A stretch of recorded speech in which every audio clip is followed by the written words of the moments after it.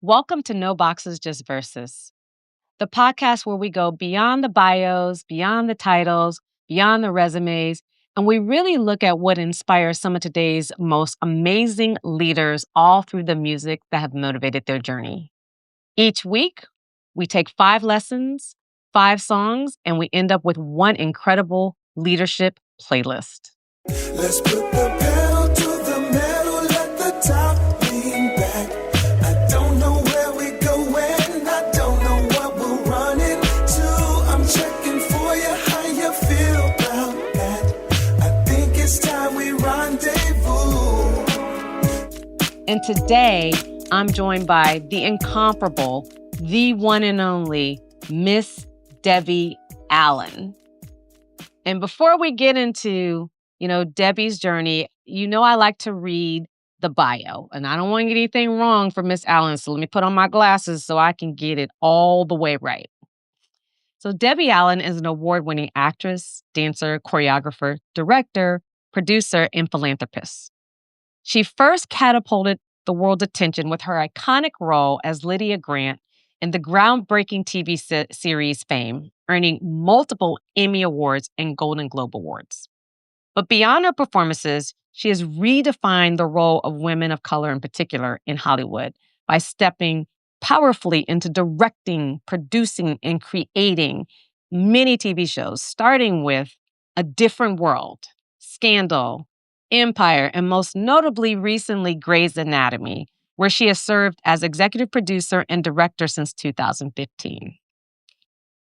Her directorial career has spanned television, film, and stage, and credits from Polly to Amistad In the Heights on Broadway.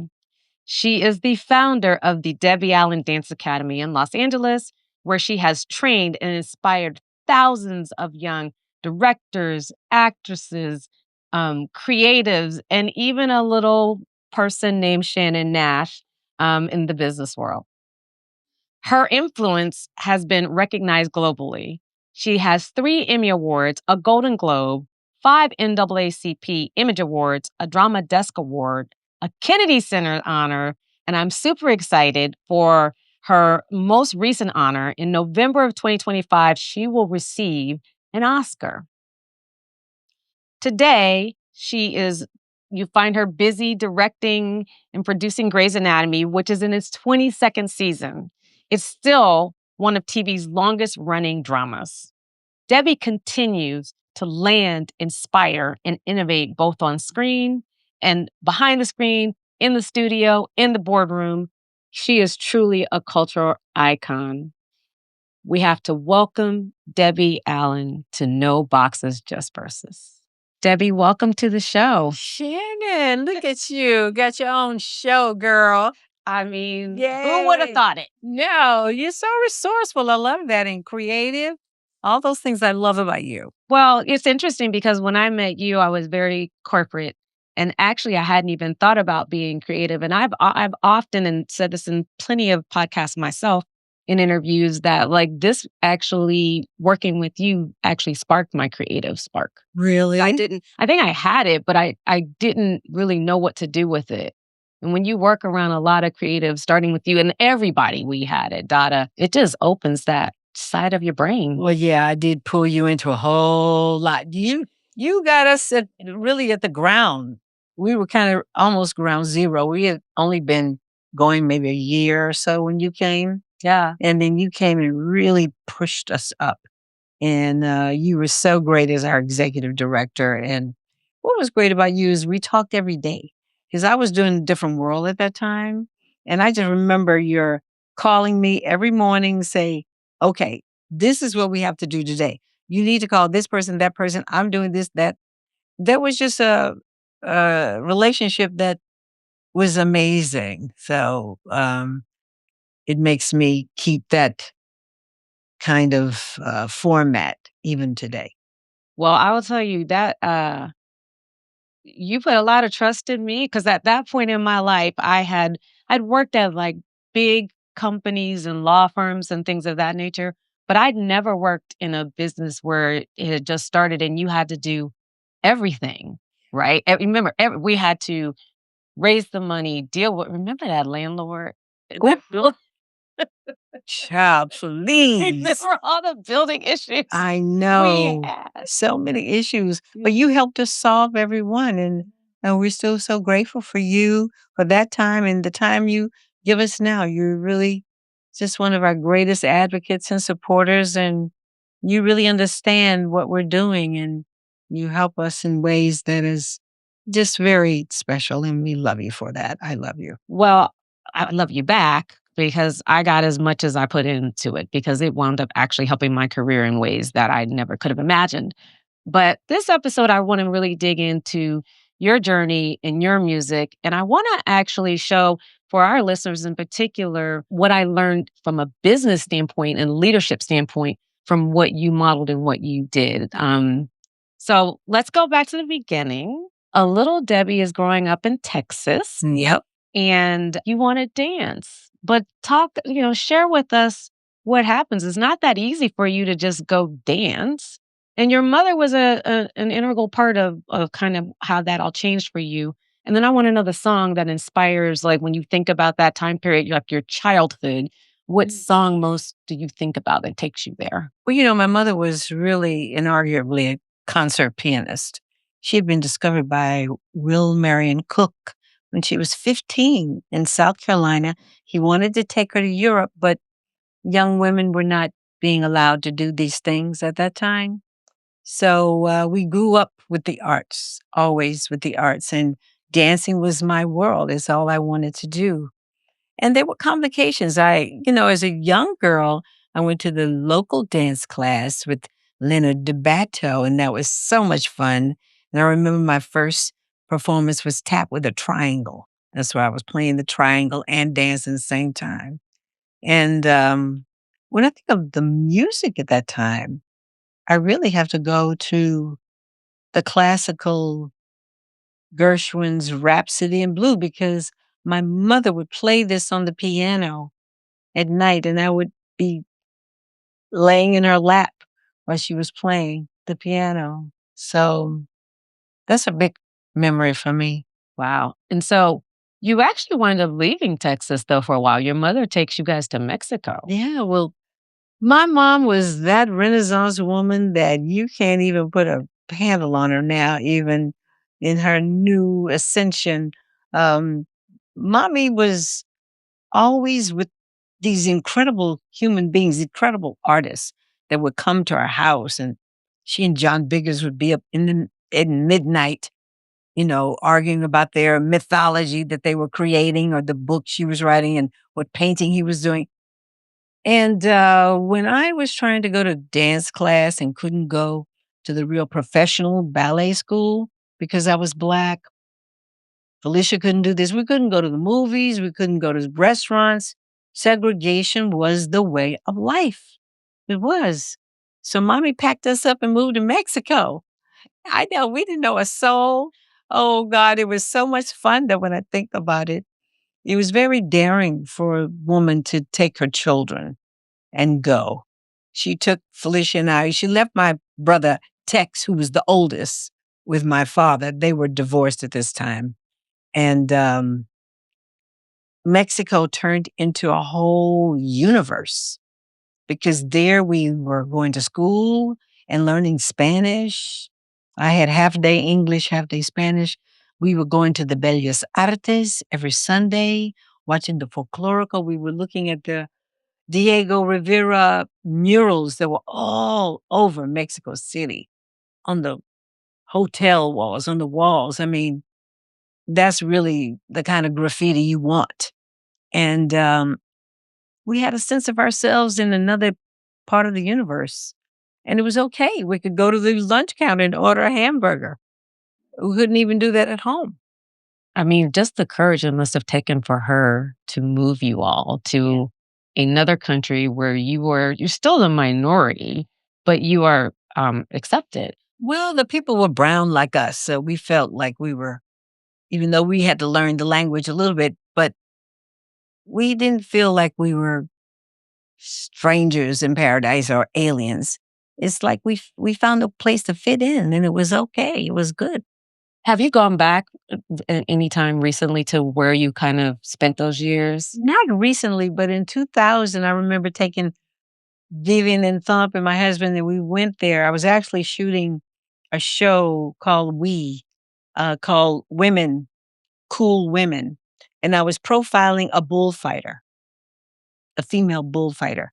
And so we went to Mexico and we went to the pyramids and showed them Chapultepec Park and the castle that we used to just walk through and pretend we owned the castle. Um, but I, in a personal way, owe a debt to Mexico for embracing me at a time when I couldn't be embraced at home. And that is something we're looking at now and mistreating so many people from Latin America is bad. It's really bad. It's interesting how life is cyclical and things come back full circle, even today's time, like you said. I know a lot of people that I've met, a lot of professionals who've done really, let's say, well in tech or law or whatever, and now they're leaving. They're moving to Portugal. Portugal is a really popular place. It's really, yeah, because they have a visa that if you pay a certain amount of money, you can get citizenship. Well, that's happening here now too. So I hope it's not that much for the people that are trying to go. Yeah, I went to Portugal. I was actually pregnant with Vivian when I went to Portugal, teach a dance class. How do you guys get back to the United States? Because you do, obviously. And then your next kind of phase in life, you wind up going to Howard University. How do you pick Howard? Say it loud. I'm Black and I'm proud. Say it loud. Child, that was our national anthem, honey. We just were in a cultural oasis at Howard University. And we had the most incredible professors. These were Black, brilliant minds, intellectuals. Frank Snowden was my teacher for Greek. Glenda Dickinson, Eleanor Traylor. I mean, Howard was amazing. My father had gone to Howard. So Howard was already a tradition. Felicia went before me. I had tried to go to a performing arts school, but they didn't accept me. Yeah, they told me I should go into something different, but I ended up getting my gold medal and my doctorate from that school. So it's all okay. I still ended up in first place. So you get to Howard and you really kind of find what I'll say is like your groove. You find your tribe. You are, like you say, your sister has gone there, your dad has gone there, but you also really can be celebrated and dig into what makes you happy. And your being an artist and being creative. It seems like Howard was that time for you. It was. I call it my metamorphosis. I was already steeped into my cultural identity. Growing up in Texas, you had to be, everything was segregated. You were around Black people all the time. It was our community. It was our strength. But Howard took you to another level, that intellectual place that pushed you to pronounce not just who you are, but what you're going to do. What you gonna do now? Bobby, don't know, but whatsoever it is. That James Brown, man, I'm telling you.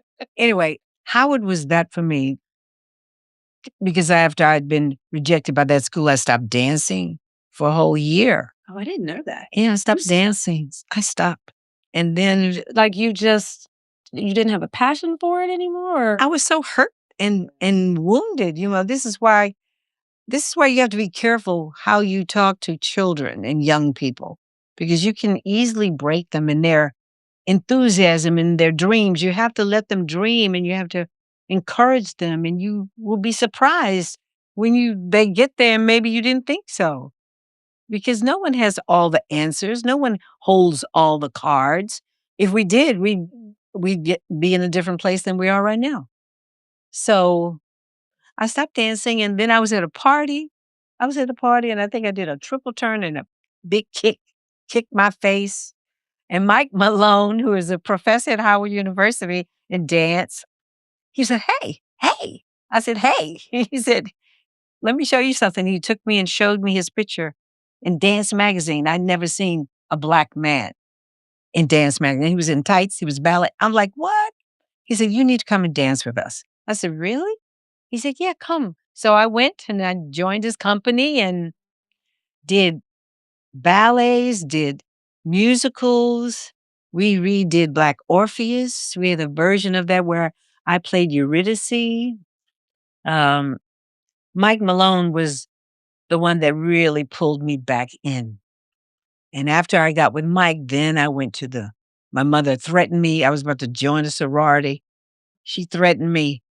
I said, do you have time for that foolishness? Oh, no. Okay.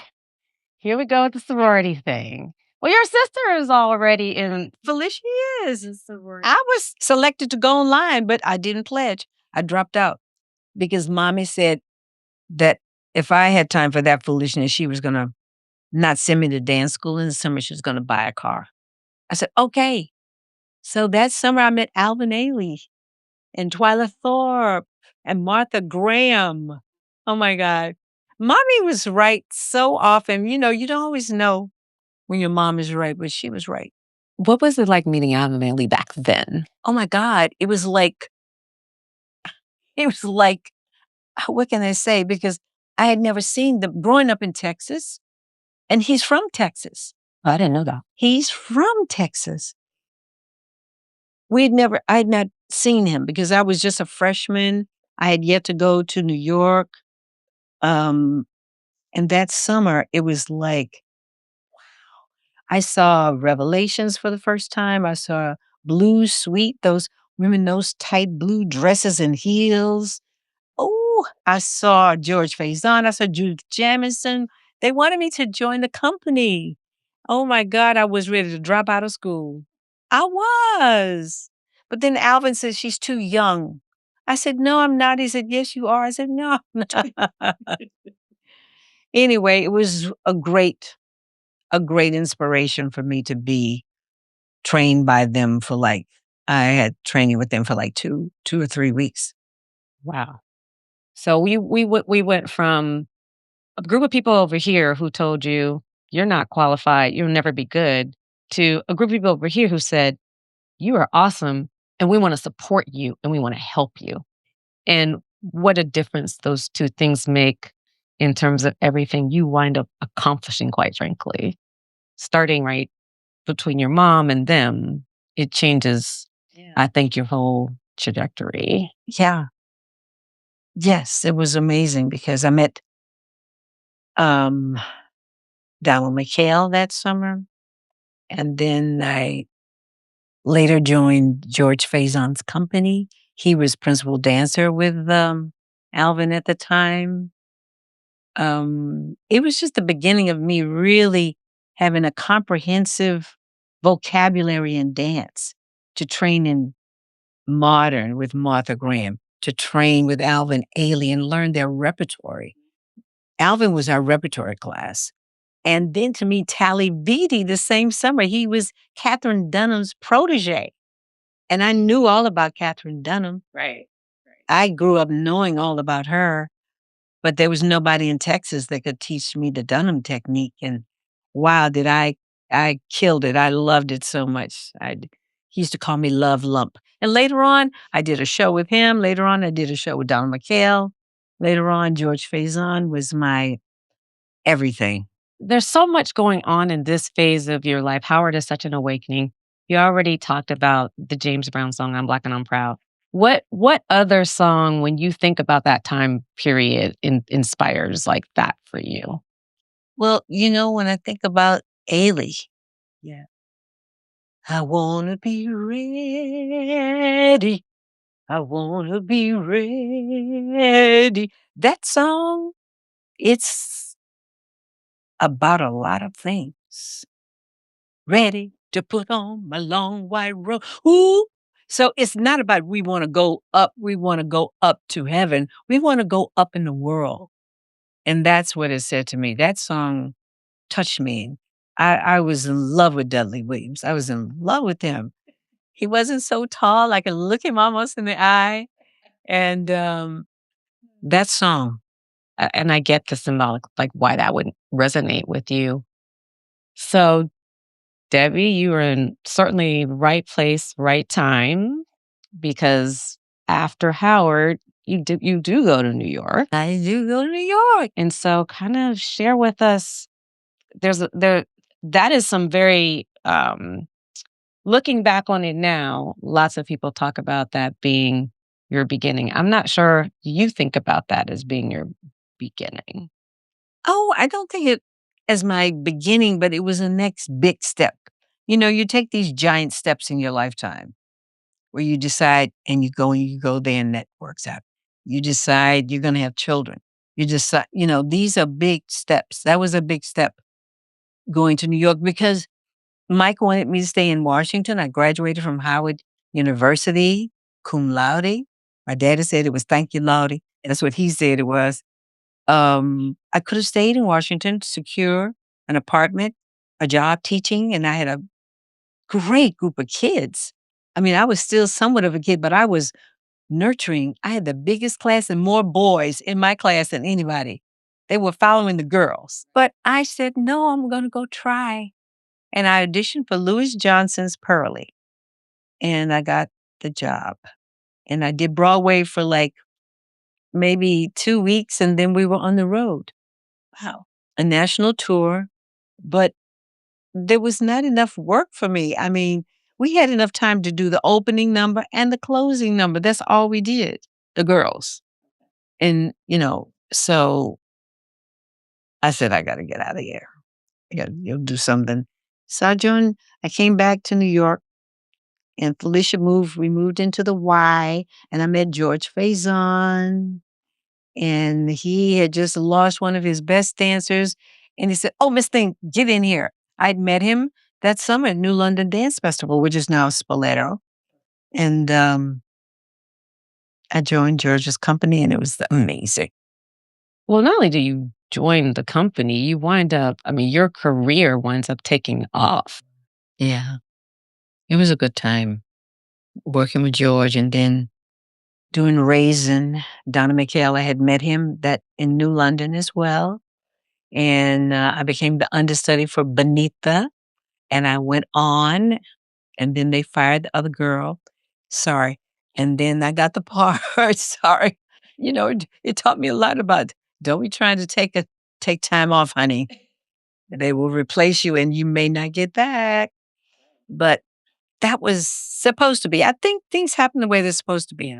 When you think about all of that time in New York, and you're really not only honing on your craft and making a name for yourself, I know you're having fun.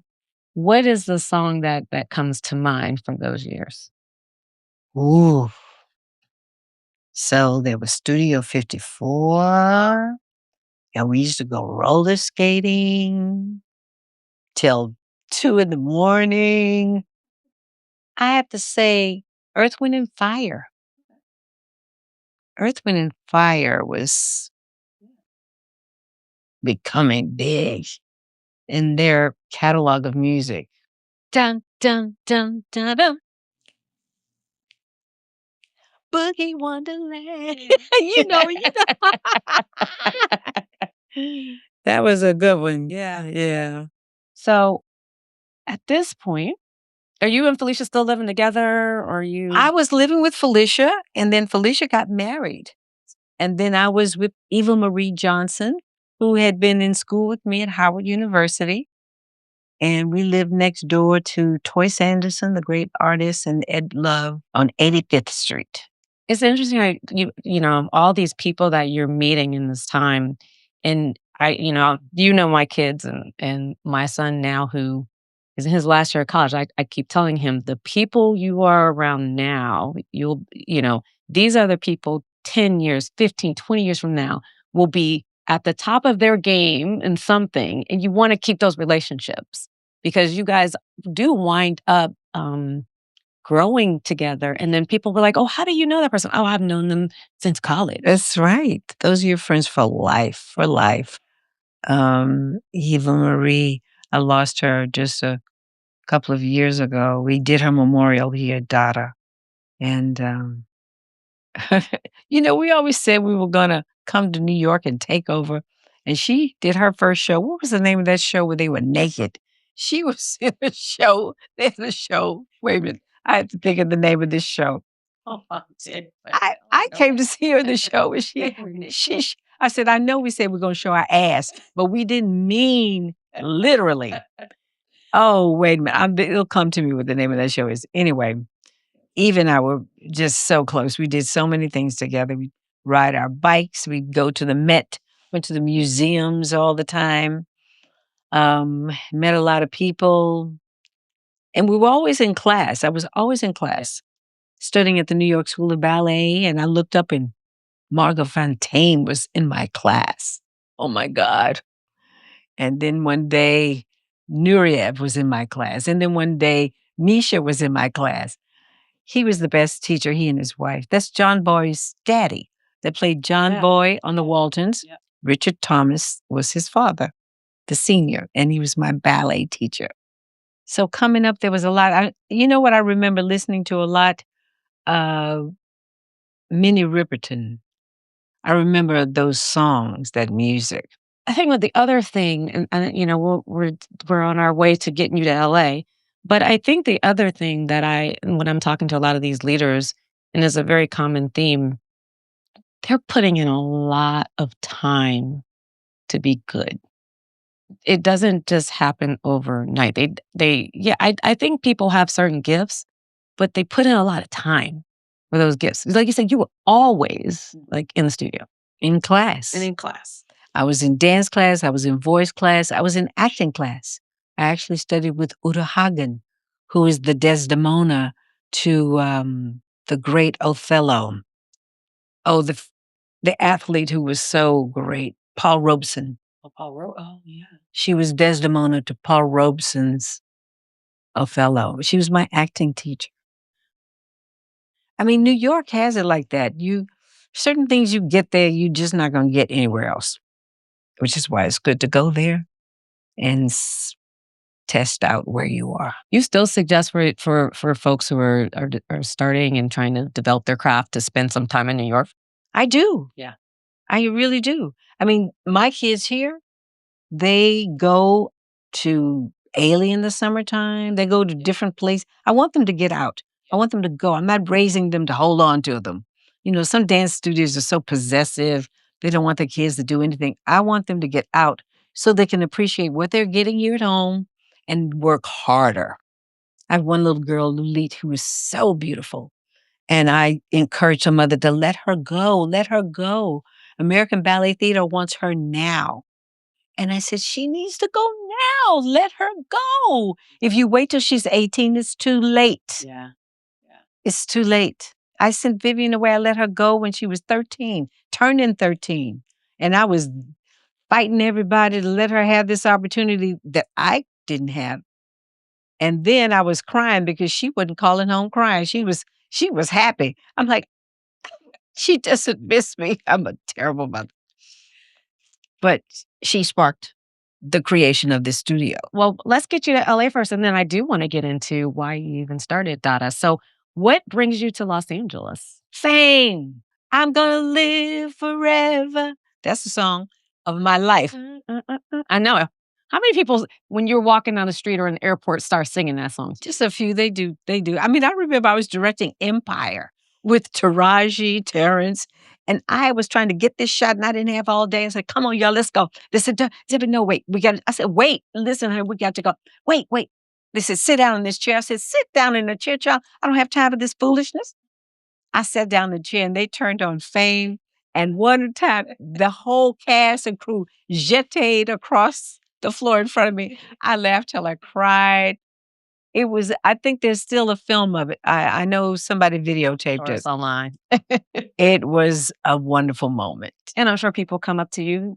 Lydia Grant, some people will come up to you. There's your famous line. I know they still want to say it. They want me to say it. They know it. It's kind of like, you talking to me? You talking to me? There's just a few lines that a lot of people remember. And I'm just so proud that my little line is one of them. It has played in my ear, especially when I worked here many times. Well, fame calls.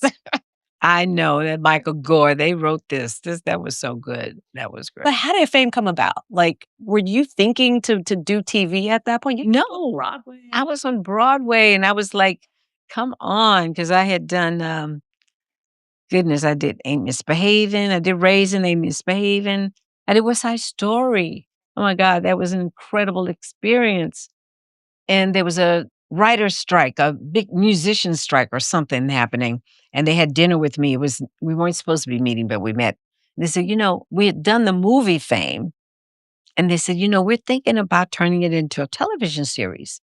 So in the movie, people think I'm a teacher, but I really wasn't. I was a senior student, and I was supposed to be Irene Cara's nemesis. And I had a big number that I was supposed to do, like at Burger King. And she was like reading me, But we never shot the number because the movie was too long by the time we got to it. Anyway, so they said, we'd like to do it as a series, and would you consider being the dance teacher? I said, really? They said, it's going to really be about the kids. I said, I'm okay with that. I said, well, could I do the choreography? They said, oh, yeah, you can have the choreography. Like, they didn't, like, that was nothing. That was everything. What? It was everything. We went on tour. We went around the world. I mean, Spain, London, England, Italy. I couldn't walk down the street. Israel. We were in London one time, and I remember Vivian was and Thumpity was a little toddler, and these people kept looking at me. This was years later after Fame has gone off. And I said, if she looks at me again, I'm going over there. What's that about? And then Maria, who was with us, said, no, mommy, she's looking at you because you are you.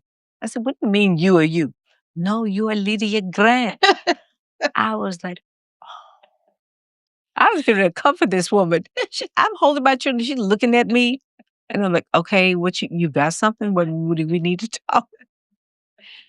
Okay, that was a real moment. Hilarious.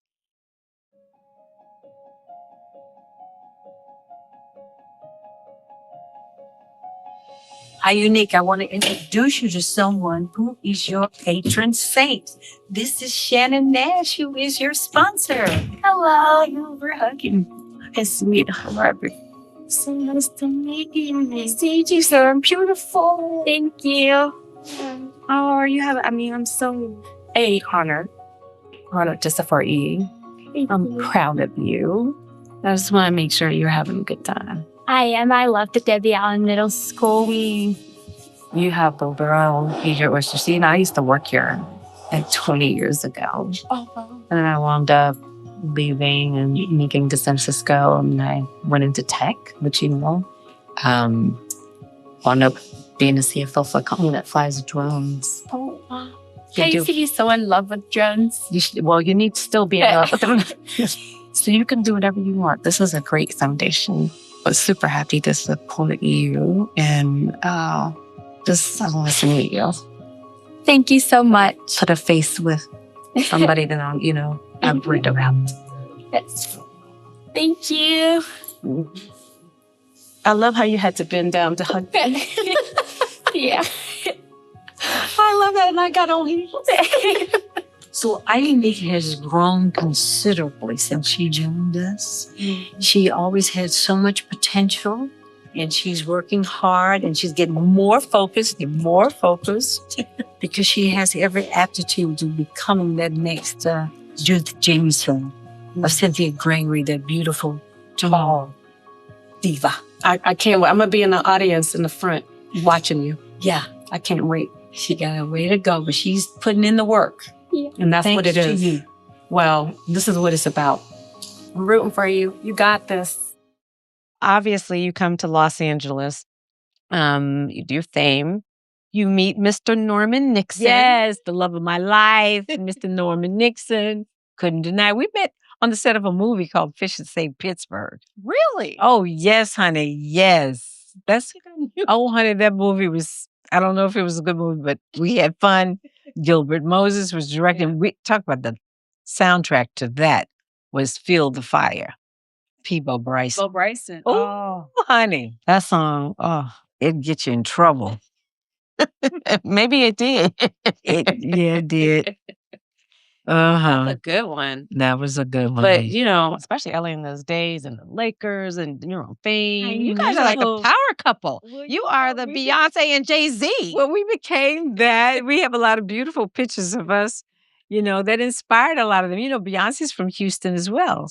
Texas girl, So anyway, yeah, the Lakers and Fame, there was a whole story there. Yeah. That went on because the whole team would come to my rehearsals. Oh, wow. Oh, yeah.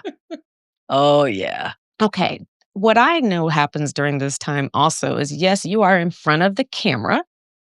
You're, Lydia Grant. But you also start doing stuff behind the camera. Mm-hmm. You start directing. Yes. You start producing. I want to understand, what made you want to do that? Because that winds up also, especially later in your life, changing a lot about your journey. Yeah. Well, choreography is, in a way, directing.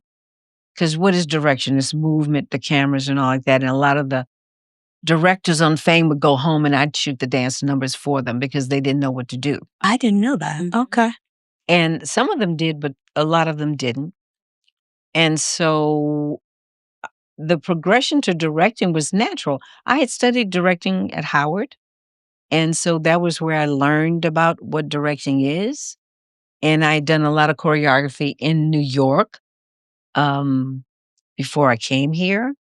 And then when I took on the choreography, it was a natural progression to be the director. And the crew was asking for me. At first they weren't sure they loved me because I was coming up with these dance numbers and these camera things because I didn't study film in school. I learned it on the job. Yeah. I'd watched every film known to man and God. Musical films were my oyster as a kid. So I had ideas about what the camera could do. And then I had ideas, not knowing. And not knowing sometimes was good because you didn't come in with a cookie cutter kind of idea. You could just go for something that you weren't sure of. But because we had the first Steadicam shot on Fame before anybody was using it. And I did a whole thing that went from one room to another. And I did a whole scene that jump cut people before Spike Lee. Remember Spike Lee's movie where they're different? I had it on Fame, but they didn't use it. They didn't understand it. I was just exploring. So directing became a whole nother career for me and another responsibility because then I became a producer and I was getting offers to direct all the shows and I was getting a lot of offers and then I took a different world. And let's talk about a different world because that really explodes. And I will say, as a younger kid, I definitely watched Fame. I knew who you were. When A Different World came out, that was huge. Debbie, to think about the number of people, this has been documented and researched by, plenty of professors all over the world, that show came out, what you created, and then the number of particularly Black people that enrolled and went to college. And there is a direct correlation.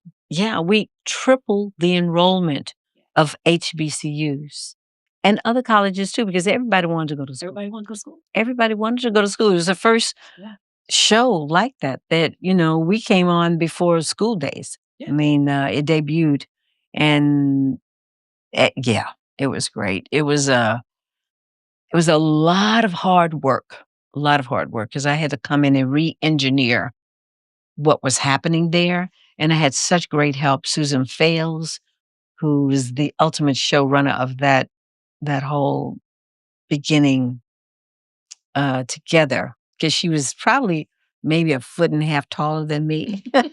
And we take pictures together. We still have a great picture together. But we just, what I did was I came in and freed the writers and the actors to do something that was relevant to our community, something that had social responsibility, community consciousness. I put it that I put hot sauce on the table. That's what I said. And that meant a lot of things. Yeah. Well, I think at this point, it's important for me to really also give your flowers on really you owning in the content and the direction of the show. It's one thing to be in front of the camera, and I think that's great. And I remember you saying this to me, but look at we were talking about like line producing or something. And you were like, okay, look at above the line and below the line. And you really broke that down for me. And so for my listeners, it's really thinking about, who actually owns the content and direction of this show being made. And they are kind of above the line talent, and who was kind of like below the line as well. And so you actually broke that down for me. I had never understood that before.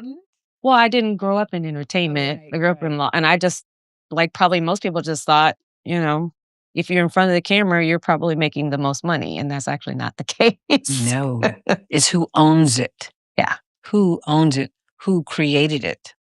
And so you were starting to create a lot of things actually, but I know A Different World was a big one. So what's the music? What if you think about that time period? That's an explosive time period for you. A Different World? Yeah.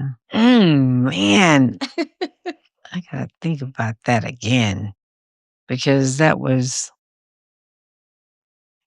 87. You know what? It was a lot of let's see, James Ingram and Patty Austin were like killing it. I'm remembering that razzmatazz. Oh, Bum, bum, bum, bum, bum, bum, bum. that was my ringtone for a long time. Was it? Well, I did that song. I opened for Johnny Mathis at Radio City Music Hall. And that was before Vivian was born. That's one of my favorites of hers. No, that goes back to Fame. But that is, because that's earlier 80s. Yeah, that's earlier. No, so. But we're still going to keep that on the soundtrack, please. Yeah, that song belongs on the soundtrack. So, okay. We moved through the 90s.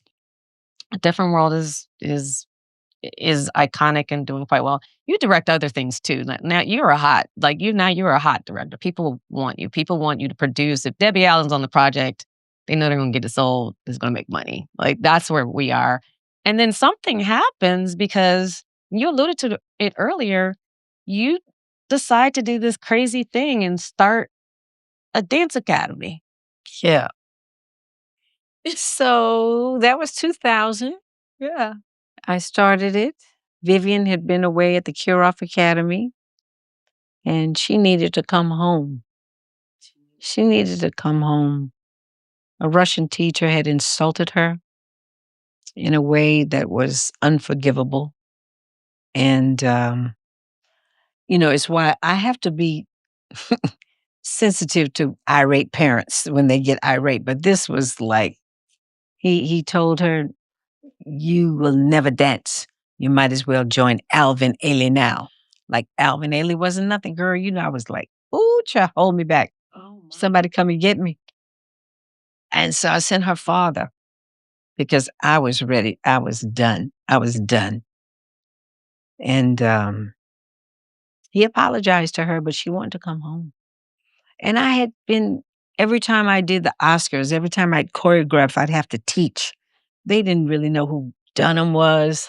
Half of them didn't even really understand Fosse or Martha Graham. So moves would be Dunham-esque. Anyway, so I had been asked to start a school, and I actually had started a school in Texas with Imagination Celebration in the summer times. Vivian was a little thing then. She'd go to class. But then here, I just needed to do it. And I had taught someone's child, a very famous actor's child, who I had told him, I don't teach somebody privately. That would be just too costly. And I quoted a big old number because I knew he would. He said, it's okay, fine. I'm like, huh? So I taught his son, but then I said, I brought in 10 more kids because that's just my spirit. So I said, I'm not teaching this child, but he's going to have other, and he was from another country. He's from China. And it was Jackie Chan's son. Oh, wow. So his son lived with us for several weeks, and we started a dance camp, and the kids would dance, and then they jump in the pool, then they dance and eat and dance. It was like, it was great. So when Vivian called, and it was like, I knew I had to do something. And I realized if I do this for my child, I'm doing it for everybody's child. Wow. So I decided to start looking for a place, and I stole their best teacher, Madam Adrian Dellis. Madam Dallas. And I got Stephen Smith to come from Alvin Ailey. And Karen McDonald was already a staple of the world of dance all over. And Titus Fotso, who had come from Amistad. And Jason Samuel Smith, the Prince of Tap. He's my cousin. And, he's all New York, It ain't New York. I said, boy, you better come and eat these lamb chops. You're going to like it here. I've seduced him with lamb chops, fried chicken. He came and he stayed with us for about a couple of years. And we started the Tap Festival on the eve of losing Gregory Hines. And the world was there with us. But when we put out that sign that we were going to audition, it was like 500 kids that wanted to come. And we didn't even have a scholarship. We didn't even have our nonprofit status. Right. We were just opening. We were opening. We had to just, Norman looked at me because I was basically paying all the bills. I had to pay the teachers. I had to, until we got started. And Barry Gordy was the first one to give us money. I called Barry and said, Barry, we're going to have our first gala, because he and I were friends. And he said, oh, Debbie, I don't want to be honored. I don't want to be honored. He said, I'd rather just send you some check. I said, well, you could do that, Barry, but we really wish you would come anyway. He called to tell me he was sending me $50,000, girl. I cried. I was in the airport when I got that message. I cried. And he did come. He didn't want to be honored, but he came. He came to every gala. And he has been at every gala since. We're 25 years in. I mean, that gala we had a year before last, before COVID, there was COVID. No, COVID was happening. So they said he can't come out, but he came, and it turned into his birthday party. I remember that. You was there? I was there. Girl, we were singing. Yeah. We were singing all the Motown. We were singing I'm Everyone. We sang everything. And so now he's got another big birthday, and they called me, and Dada's gonna dance. Well, Dada now Dada dances at a lot of things now. But but this one, yeah, that's gonna be special. I just got that message like yesterday, so I'll be telling the troops that we got something else to do. Yeah. Barry Gordy. So Barry came in, and then we looked up, and Felicia said that Wallace Annenberg wanted to meet me. And then Wallace Annenberg came in, and Wallace, oh my God, she became the big angel that gave us $1 million, our first $1 million. And that was more than a godsend. It was a message that what we were doing was important. It was a message that we had to do what we're doing for the community, because we were teaching kids. I started teaching elders. I was teaching cancer patients, all these things. And Wallace's support was because she would only support what Wallace supported was leadership. Yep. She admired our leadership. She loved what I was trying to do. And when we did this building and we couldn't figure out how we're going to pay for it, she again came in. It was the first one. And right on our heels was Kobe Bryant. Yeah. Kobe Bryant. Oh my God, that's why we call it the Kobe Bryant Wall of Light, because he loved dance. He called me. He wanted me to teach him how to tap dance.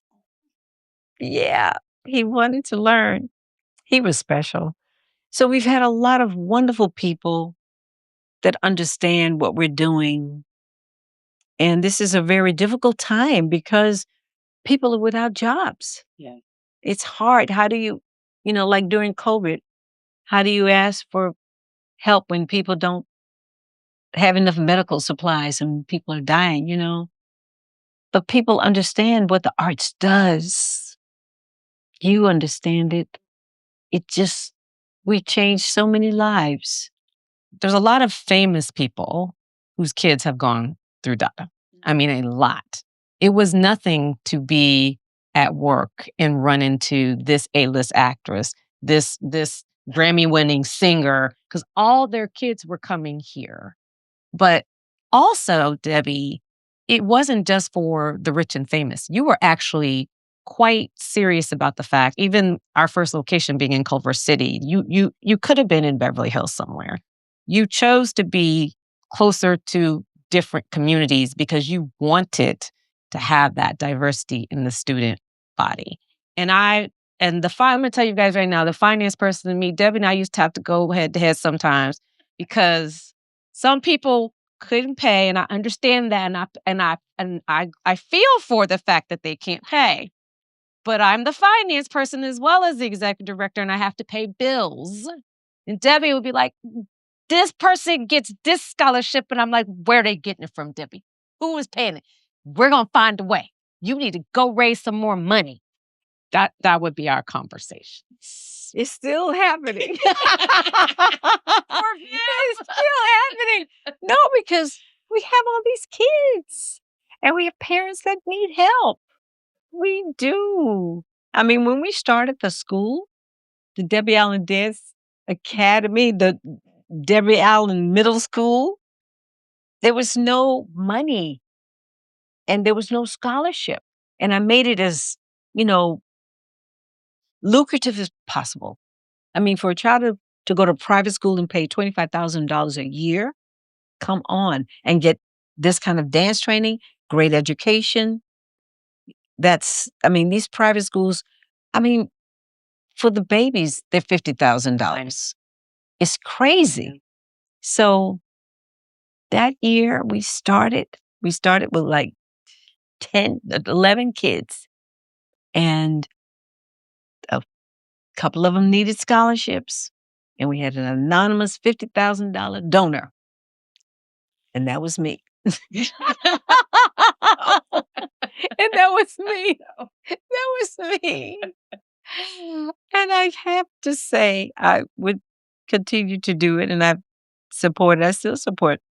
Yeah. I do what I can do every time. It always does figure it out. Like there's always a way to figure it out. And a lot of people have come in and support over the years. What I will say is also so many people got their start, whether it's they were able to come to DADA full time, or they came to the summer programs, or you were able to travel with it and you came to their city. All of those things happened. And there's so many people looking back that got their start at DADA. And I think and here's the thing, not everybody went into the arts. There are lots of people went into business. Think like the Ashley Callaways of the world, who was, right?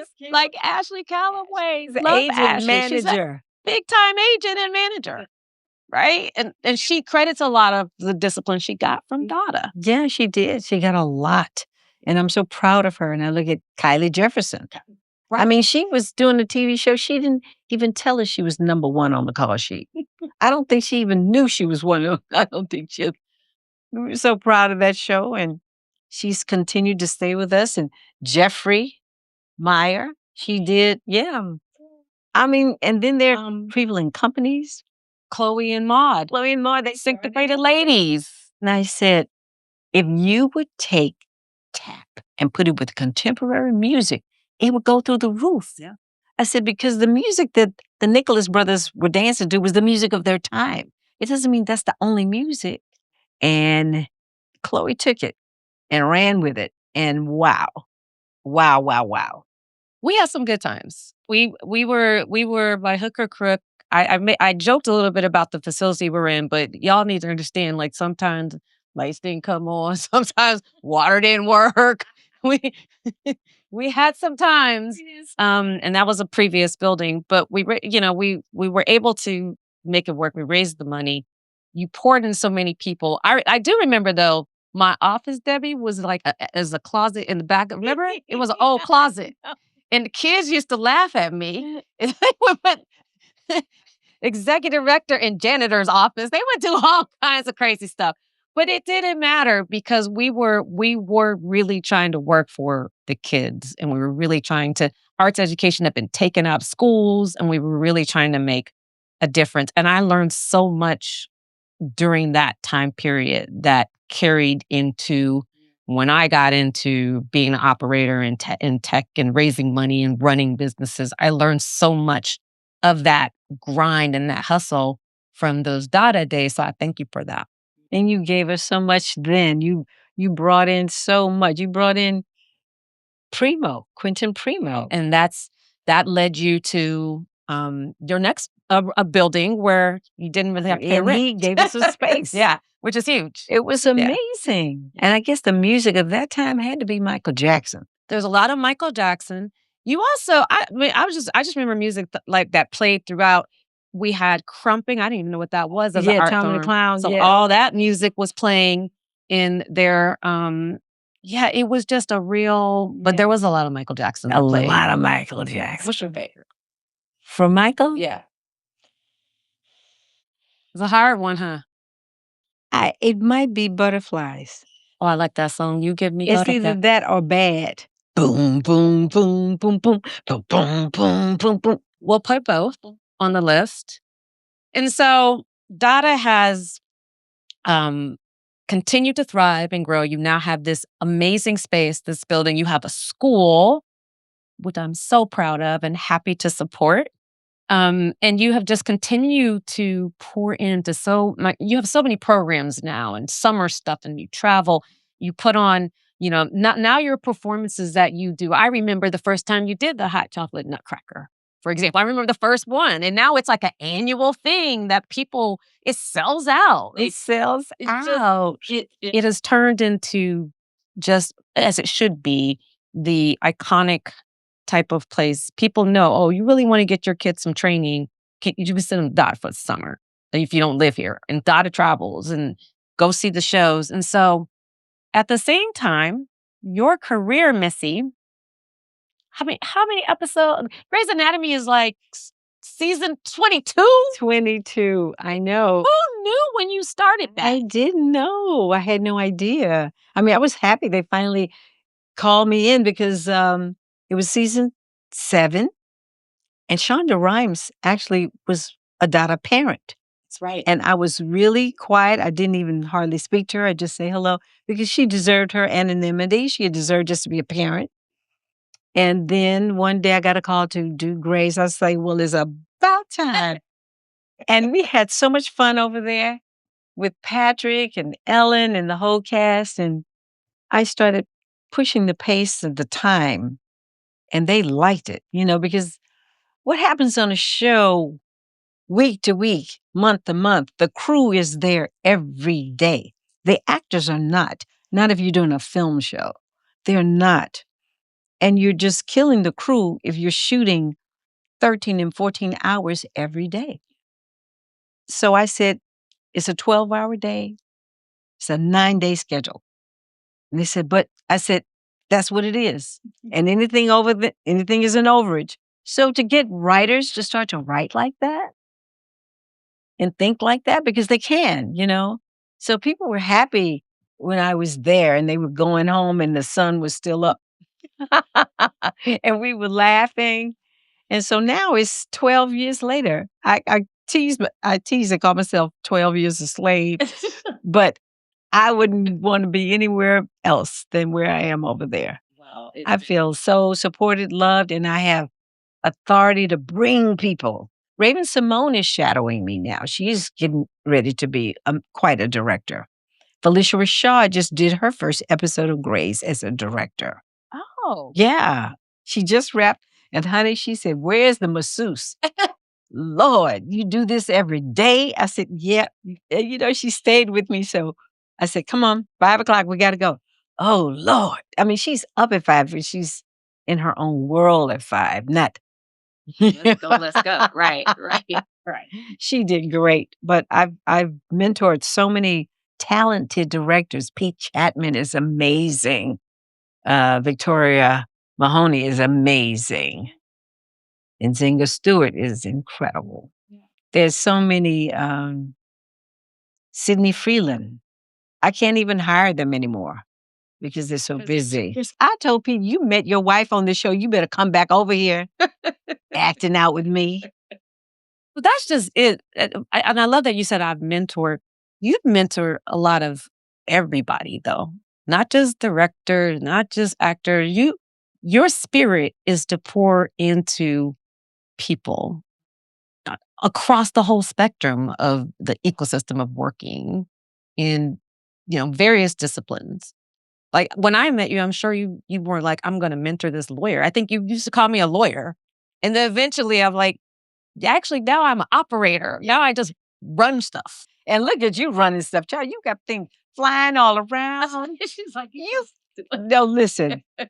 That whole dynamic, drones and tech. that is amazing. I don't know if I told you I'm on the board of SoFi Bank. Child, no, you didn't tell me that. Well, tell them what to do with that money, honey. Tell those children to help us. I love that. But of course, they would want you. They need your creativity, your intelligence, your knowledge. And this is what, you can't really pay for that. You either have that or you don't. And God bless you for sharing that with them. This is why you have to have Debbie Allen, if you're lucky, as your mentor, because then you walk out like, I could do anything. That's right. And you can. See what I mean? I love that so much. I'm waiting for it to come over here. When is it going to come over here, your drone thing? When is it coming? Oh, drones are real. Drones are operating in the United States, for example. There's a deal with Walmart. They're doing them in Texas. There's some on the East Coast. That's happening. The self-driving car, the Waymos of the world. I know, I'm scared of the Waymo. Wait a minute, those little wagons that drive down the street with the food.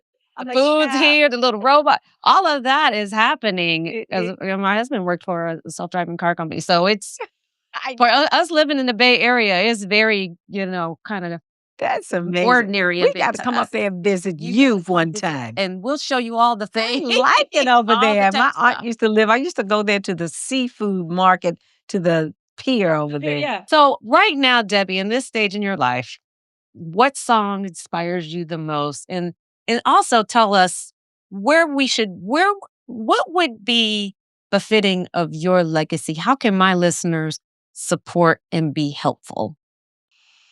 Well, right now, I kind of went a little retro in my music choices, one song in particular, because it's so relevant to what's happening. Marvin Gaye's What's Going On, which was an anthem for us when we were at Howard University. But I played that song and that whole album and remind myself of, so many things that we have to do, so many things that need to be done. And then on top of that, there's a new young artist out, Trevor Jackson, who is amazing. His album is coming out in about, I think, a week or two. Trevor Jackson, he played Superfly in the remake. In the remake, yeah. And he is now on Grey's Anatomy. I introduced him to Sean and everyone. I said, we need somebody like this, honey. We need somebody like this. We need a matinee idol, something the girls can go, oh, yes. And, I knew he could sing because I was looking through who could sing and play guitar. And Norman actually said, look at Trevor. I said, wow, he's amazing. And so his album is coming out and I just put it on my playlist. Okay. Trevor Jackson. So that one brings you joy, because I always ask people what brings joy. So Trevor Jackson, you got to be on the lookout for it. It does. For that one. Before we wrap up, I do have to share this other personal story. I don't think I've ever told you this, but when I first started working for you, so two things happened. When I first met you was because I met Norman at a party that the Greggs had thrown, and because Tanya is one of my best friends, their daughter. And I had just left my job. I was working at a pharmaceutical company called Amgen down in the Valley. And I had left my job because my son, who was autistic in particular, we were just having problems with placements, and it was hard to have a 9 to 5 job. There's no work from home. There's no Zoom back then. And so I left my job, and I was feeling kind of depressed because I didn't have a job. And Tanya said, stop the pity party, come to my parents, we'll meet some people. Maybe you can find somebody who could be helpful. And so when I first met your husband, I didn't actually know who he was married to, because he kept saying, my wife, and my wife this, and my wife that, and my wife, you should meet my wife. And, she might be able to use some of your help, because I told him I was in between jobs, but he knew my background. I don't know. But he's like, can I give my wife your phone number? And I said, sure. So I gave him my number. I think maybe 2 weeks later or something, you called. And when I answered the phone, you said, may I speak to, Shannon, whatever. This is Debbie Allen. And I was like, yeah, right. Yeah, right. I was like, somebody is being real funny. So I was kind of like a little stank at first. Like, so what do you want, Debbie Allen? And so you kept talking, and probably maybe a couple minutes in, I realized it was really you. Then I got super nervous and I could barely talk. I was like, yeah, yes, ma'am. Uh-huh. Okay. I'll come here. What time? I was so nervous because I had known that that's what he meant, that he was married to Debbie Allen. I just didn't know that. So I obviously came to meet you, and the rest is history. But you basically told me to not worry about my son's autism and the job. You said, if I have to go to the therapies, go to the therapy. You approved me working from home, calling in, working. If I had to go to the therapy in the morning, but come to work at 2:00 and I work from 2 to 10, you said you didn't care. You just wanted your work done. You were like the boss that approved that type of schedule before COVID and Zoom and all the things. And that absolutely changed my family's life, because I could still work and be contributing to society, even though I was a mom. Right. So I know. I got it. I understood. changed the game. But you are always so resourceful in every aspect of the job and just in your life. You brought in, you shared, you brought in, you shared. This is who you are. That's what you did. You got us to the Baldwin Hills Crenshaw Plaza Mall. You said, go teach this class. I was up there. You said, this man's going to visit your class. And I was teaching for my aunt, Betty. There was a big class in Oakland. Oh, yeah, that's right. Because I remember flying out. Yeah. And you said, I knew that. It wasn't this man's going to come see your class. And he came, and there was so many kids. I was like, hey, baby, okay, I'm busy. Come on, dance. And, all right, I'm going to talk to you. I am going to talk to you. And Quentin Primo just loved it. And he became a great savior for the Debbie Allen Dance Academy because of you. Well, at that time, and shout out to Andre Farr, who even introduced me to Quentin. So that was amazing. And the second thing that also changed my life is when I first started working with you, you made the whole staff take an improv class. And because you said we didn't know how to communicate or something, you'd be like, y'all don't know how to, y'all are bad. And I remember saying to some of the folks that work with us, I was like, especially Denise, I was complaining to her, Miss Denise, TT. I said, I went to the University of Virginia Law School. I do not need to take an improv class. She thinks I want to be in front of the camera. I don't want to be in front of the camera. Like, who wants to do that? And we went to that improv class because you made us. And we had to do the yes and yeah.